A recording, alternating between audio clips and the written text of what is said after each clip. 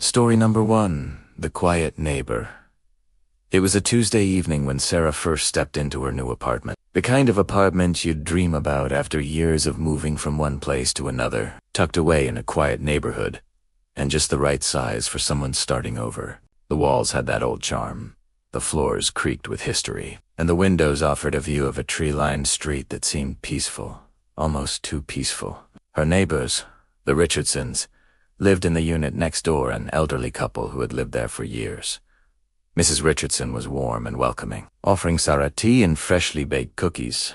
On her first day, Mr. Richardson, a man with a kind smile, had offered help with the boxers. They both seemed like the kind of people you'd want as neighbors, quiet, friendly, and the first few nights were peaceful. Sarah unpacked, adjusted to the rhythms of the apartment, and began to settle in. But then something strange happened. It started with a soft, unsettling noise, like a distant scratching sound. It came from the wall that separated her apartment from the Richardsons. At first, she thought it was just the house settling, or perhaps some kind of animal in the walls. But as the nights wore on, the sound persisted, more deliberate and more insistent. The noise came late at night, always when Sarah was lying in bed, the room dark and still.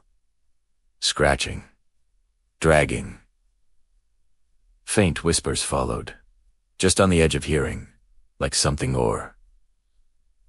Someone was trying to speak through the wall. It wasn't loud, but it was there, and it was impossible to ignore. At first, Sarah tried to brush it off. Maybe it was just the pipes, maybe a rodent. Maybe she was imagining it. But one night, as the clock ticked past midnight, the noise became clearer, more frantic. Sarah, ... double quotes. Her heart froze in her chest. The voice was faint, but unmistakable. It was coming from the wall, and it knew her name. No, she told herself. This is crazy. But every night it happened. The whispering, the scratching, the way it sounded as though someone was trying to dig through the wall to get to her. The next morning, Sarah knocked on the Richardsons' door, a nervous smile on her face. Mrs. Richardson greeted her with a cheerful expression that didn't quite reach her eyes. "Oh, dear. You're hearing noises. Just the house settling, I'm sure," she said, too quickly. "It's an old building. Nothing to worry about." But Sarah noticed the way Mrs. Richardson's eyes shifted nervously, the way her lips pressed into a thin line when she mentioned the house settling. Sarah smiled politely, but the unease in her gut only deepened. That night, the scratching came again louder, this time more urgent. The voice followed, clearer now, as though it were getting closer. "Sarah, ... help me." Her pulse quickened. She couldn't ignore it anymore. She had to know what was behind that wall. There was something wrong, something she couldn't quite place. But it was there, and it was getting worse. She waited until the dead of night, when the apartment was silent and still. Grabbing a flashlight, she slipped out into the hallway and stood outside the Richardsons' door, her breath shallow. The air felt thick with something she couldn't name. She turned the doorknob. It was unlocked. Sarah stepped inside. The apartment was dark, save for the dim moonlight filtering through the curtains. The walls, old and worn, seemed to lean in, as though they were holding secrets. Her heart hammered in her chest as she approached the shared wall. The scratching was louder now, frantic, desperate. It was coming from inside the wall. She knelt, shining her flashlight at the baseboard. There was a small crack, just a tiny gap, but it was widening, growing, as though something was trying to break through. Then, as if on cue, the voice came again. "Sarah, you have to help me. I can't breathe. I can't." A cold chill ran down her spine. It was coming from behind the wall. Before she could process what was happening, a shadow appeared in the doorway. Mr. Richardson stood there, his face, pale eyes wide and unblinking. He was no longer the kindly old man who had welcomed her. His face was blank, empty, like a puppet whose strings had been cut. "You shouldn't have listened, Sarah," he said, his voice barely more than a rasp. "She's been calling for years. ... Waiting. ... But now that you've heard her, it's too late." Sarah froze. She couldn't move. Her brain screamed at her to run, but her feet were rooted to the spot. Mr. Richardson stepped aside, his arm outstretched, as though inviting her to follow. "She's been here longer than us." Mrs. Richardson's voice came from the dark, long before we moved in. "She never left." The words sank in like lead. There was something behind that wall. Something that had been trapped, something that had been waiting for someone to hear it. The scraping intensified. The crack in the wall grew wider. And then Sarah saw it. A pale, bony hand, long and thin, reached through the gap, its fingers twisted, its nails sharp like claws. The arm followed, then the shoulder, and then a face, a woman's face, decayed, twisted. Her eyes, wide and unblinking, fixed on Sarah with an almost aching intensity. Her breath caught in her throat as she realized the truth. The Richardsons weren't the victims here. They were the keepers. They had known about the thing trapped behind the wall. They had helped it stay there. They had done everything they could to keep it contained. And now, it was free. "Help me! Da da da da da!" Quotes, the voice rasped, her mouth stretching into a grotesque smile. "Help me! Or she'll take you too, da da da da da." Before Sarah could move, the wall seemed to split open, not with a crack, but with a burst as though something had just been waiting for the right moment. Mrs. Richardson stepped forward, her trembling hands holding the decayed doll. "She's been waiting for so long." Then, in the moonlight, Sarah saw the truth. The woman was no longer human. Her flesh had rotted, her bones had twisted, and her eyes, those eyes were hollow, searching, begging. The Richardsons weren't her saviors. They were her prison guards. And now, the wall was gone. The thing that had been waiting was coming for Sarah. The reflection. Lena had always loved the old house. It was hers now, her inheritance, passed down through generations. Nestled on the edge of a small town, its sprawling front yard and ivy-clad brick walls held an allure of history and mystery that made it feel like her own secret world. The house had been in her family for over 100 years, and as a child, she had visited it often, marveling at the antique furniture and the odd, forgotten corners filled with dust and memories. But as she grew older, the visits became less frequent. The house stood empty for long stretches, and when Lena's parents passed, she inherited it. It was time to move in, she decided. A fresh start. Maybe the solitude would help her get her life back on track after a rough few years. The first few days were uneventful. Lena cleaned out the attic, patched up a few cracks in the walls, and began organizing. But as she wandered through the house, there was something about it, something off. A low hum that lingered in the background. A feeling of being watched, like the house itself had memories it didn't want to let go of. The worst part, however, was the mirror. It was an old tall mirror, framed in dark mahogany, located in the hallway between the living room and the kitchen. Lena had never remembered it being there as a child, but her mother had always said it had been in the family for generations. The mirror's surface gleamed strangely, as though it reflected more than just her image. Every time Lena walked by it, she would catch a glimpse of herself. Her face pale, eyes wide, a reflection that seemed to linger for a fraction of a second longer than it should. She had attributed it to the lighting at first, but the feeling didn't go away. The reflection, somehow, always looked wrong. One evening, after a long day of sorting through old boxers, Lena passed the mirror again. This time, she stopped. Something caught her. Something small, almost imperceptible. Her reflection wasn't quite the same. For a brief moment, the image of her in the mirror was smiling, but Lena hadn't smiled. She stood there, frozen, watching herself grin back at her with an unnerving expression far too wide, too twisted. Her heart pounded in her chest. She backed away slowly, turning her eyes to the side, then back to the reflection. The smile was gone. "Just my imagination," she muttered, trying to shake off the unsettling feeling. But she couldn't. There was something about that smile, something inhuman about it, and she couldn't let go of the memory. The days after that were filled with strange occurrences, the whispers in the dark, the flickering of the lights, but it was the mirror that started to haunt her. The reflection had become more erratic, more unpredictable. Sometimes, she would catch glimpses of shadows moving behind her in the glass, even when she knew no one was there. One night, after yet another restless sleep, Lena found herself standing in front of the mirror again.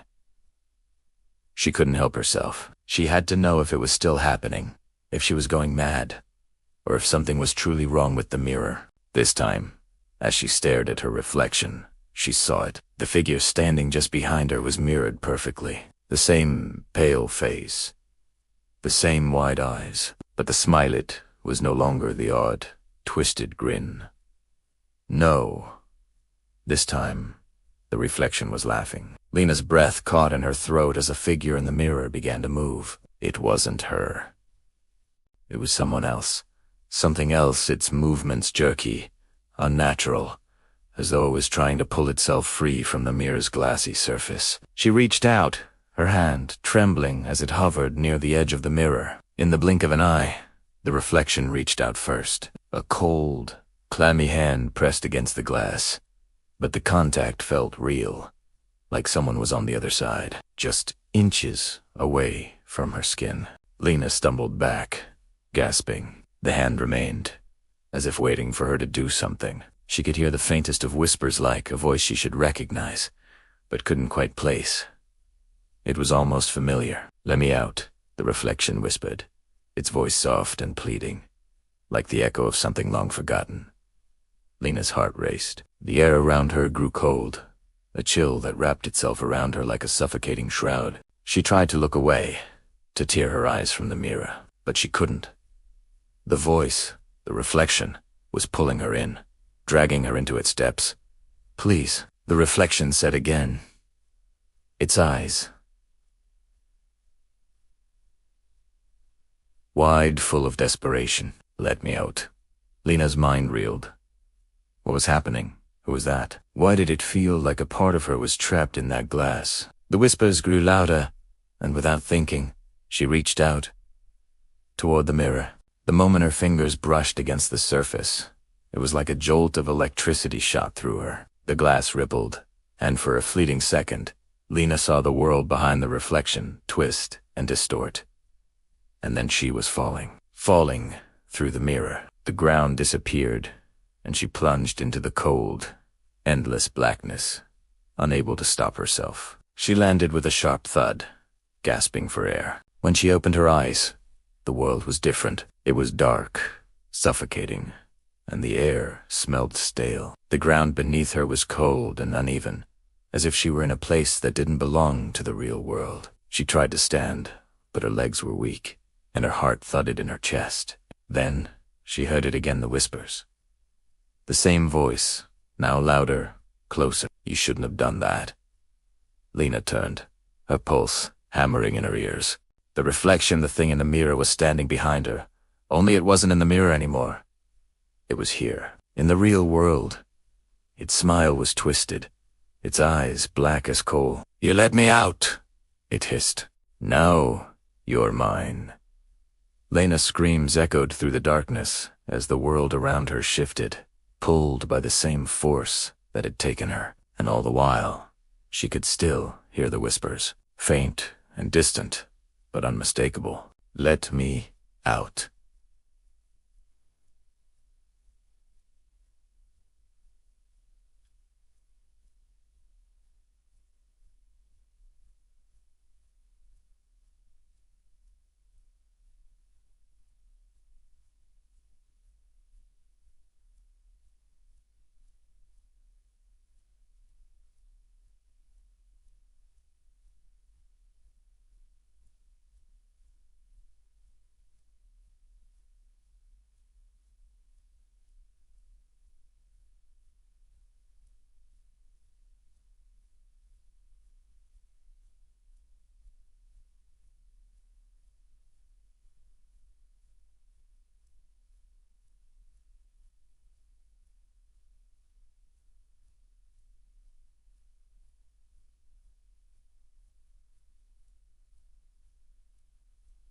Story to the watcher, Lena had always dreamed of living in the countryside. away from the hustle and bustle of the city. So when the opportunity to rent a charming little house on the edge of a small town came up, she jumped at it. The house was old, weathered, and secluded, with overgrown ivy crawling up the walls, but there was something about it that felt right, like it had been waiting for her. The first few weeks were blissfully quiet. She spent her days unpacking, getting to know the area, and exploring the forests that stretched out behind the house. Her neighbors were distant but friendly, and the occasional town gathering brought some semblance of connection. But Lena always felt a little out of place, like an outsider in a community where everyone seemed to know each other's business. One evening, after a long walk through the woods, Lena returned to the house to find something unusual. The front door was ajar. Not wide open, but enough for her to notice that it wasn't closed properly. Her stomach twisted in unease as she stepped inside, her eyes scanning the dimly lit hallway. She told herself it was nothing, maybe. She had forgotten to lock it, or it had swung open by the wind. But the door hadn't just been left open. It had been moved deliberately, like someone had been inside. Her heart began to race. She checked the rest of the house, making sure nothing was out of place. But an eerie feeling crept over her, one she couldn't shake. She tried to ignore it, locking the door and moving on with her evening. But something felt wrong. Every creak of the floorboards, every gust of wind outside, made her feel like someone was watching. That night, she couldn't sleep. The house was silent, but the silence felt oppressive. She lay in bed, staring at the ceiling, wondering if she was just being paranoid. There was a faint light outside, the moon casting long shadows through the curtains. And then there it was again. A tap, soft at fears barely audible, coming from somewhere on the far side of the house. Lena's breath caught in her throat. She got out of bed, her bare feet cold against the floor, and walked cautiously to the window. She pulled back the curtain just enough to peer outside. Nothing. Just the empty yard and the distant tree line. She let out a breath, trying to calm a racing heart. Maybe it was just the house settling, or an animal brushing against the window. But then she saw it, a shadow moving across the yard, a figure, dark and unmoving, standing at the edge of the trees. Lena's blood ran cold. She backed away from the window, her mind spinning. She grabbed her phone, dialing the number of her closest neighbor, Mrs. Holloway. The old woman had been the first to greet her when she moved in. Lena had grown fond of her kind smile and gentle voice making her feel at home. The phone rang once, twice, 3 times.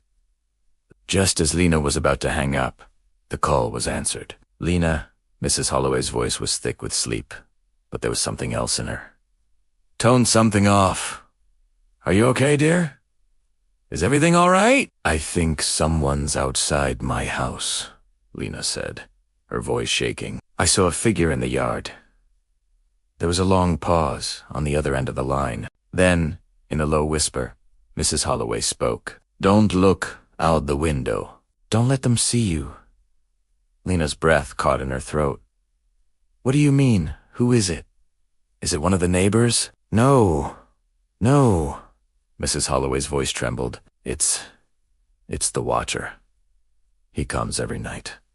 Lena's confusion deepened. The Watcher? What are you talking about? I don't know how to explain it, but there's something in the woods. Something that watches. It's been here long before any of us moved in. You're not the first to notice it. Some people say it's a ghost. Others say it's something worse. Lena could feel her pulse pounding in her ears. What do I do? How do I make it stop? Mrs. Holloway didn't answer right away. Then her voice came again, quieter, as though she were afraid someone might hear. Stay inside. Don't let them see you. And whatever you do, don't go into the woods. The line went dead. Lena stared at the phone, her heart racing. She didn't know what to believe. Could someone really be out there, watching her? Her eyes flicked to the window again, but she forced herself to look away. She wasn't going to fall for this. Not again. But that night, the tapping returned this time. Louder, more insistent. It echoed through the house like a heartbeat. Lena gritted her teeth, tried to block it out. She pulled the covers over her head, but the noise didn't stop. It grew louder, closer, and then, just as suddenly as it had started, it stopped. Lena sat up in bed, her eyes wide in the dark. She couldn't breathe. Something was wrong. She knew it now, deep in her gut. In a flash, she ran to the window again, pulling back the curtains just enough to see. And there it was, no longer a shadow, but a shape, standing in the same spot, as if it had never moved. A tall, gaunt figure with dark, hollow eyes stared directly at her. Lena screamed, stumbling away from the window, her mind racing. She wanted to run, but her legs wouldn't move. She wanted to call for help, but the words caught in her throat. Then, as if in answer to her fear, the figure moved. Slowly, deliberately, it began to walk toward the house, each step deliberate and heavy, like it was savoring every moment. Lena ran to the door, locked it, then bolted every window in the house. But the tapping started again this time, louder than before, coming from every side of the house. It was as though the figure was everywhere, surrounding her. The phone buzzed in her pocket, startling her. She pulled it out, her fingers shaking, and saw Mrs. Holloway's name on the screen. She answered it without a word. "Lena." Mrs. Holloway's voice was barely a whisper. "You've seen it, haven't you? You've seen him." Lena's voice was barely a breath. "What is it? What does it want?" Mrs. Holloway didn't respond right away, and when she did, her voice was full of sorrow. "It doesn't want anything. It watches. It waits for you to see it. And once you do, it never stops. It never leaves." Lena's eyes darted around the house, panic flooding her chest. The shadows were closing in. She had to get out. She had to escape. But as she reached for the door, she froze. Outside the window, the figure stood, motionless, its hollow eyes trained on her. And then, in a voice that seemed to come from everywhere, the Watcher spoke. "I'm always watching.